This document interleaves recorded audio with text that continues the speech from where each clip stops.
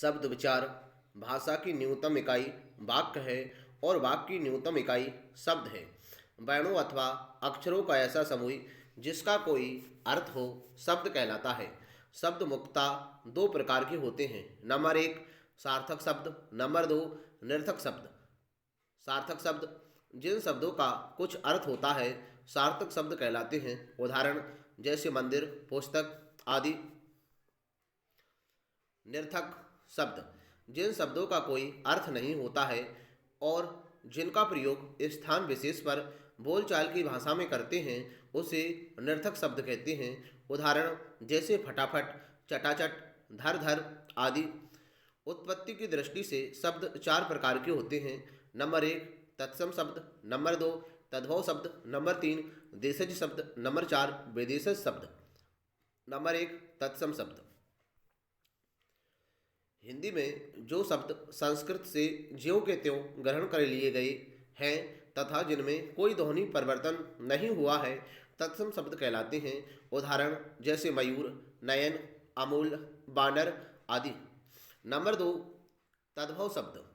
तत्सम शब्दों में समय और परिस्थितियों के कारण कुछ परिवर्तन होने से जो शब्द बने हैं उन्हें तद्भव शब्द कहते हैं। उदाहरण जैसे आग, मोर, बंदर, चाँद आदि।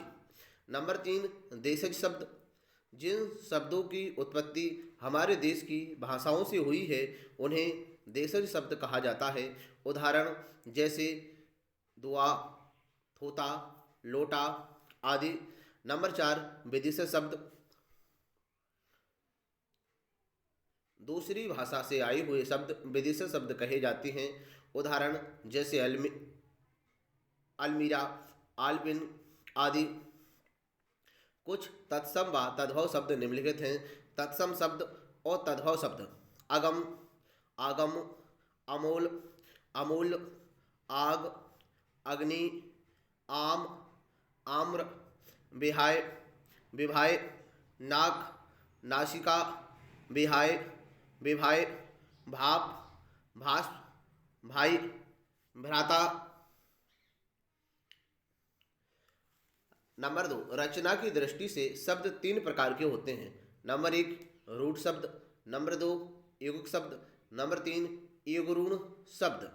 नंबर एक, रूढ़ शब्द जिनका कोई भी खंड सार्थक ना हो और जो परंपरा से किसी विशेष अर्थ में प्रयुक्त होते हैं जैसे लोटा, कल, जल आदि। नंबर दो, युग्मक। युग्मक उन शब्दों को कहते हैं जिनके खंड सार्थक होते हैं जैसे विद्यालय, विद्या और आलय, दया सागर, दया और सागर आदि। नंबर तीन, युग्मरूढ़। युग्मरूढ़ ऐसे शब्द जो युग्मक तो होते हैं पर सामान्य अर्थ को छोड़कर विशेष अर्थ का बोध कराते हैं युग्मरूढ़ कहलाते हैं।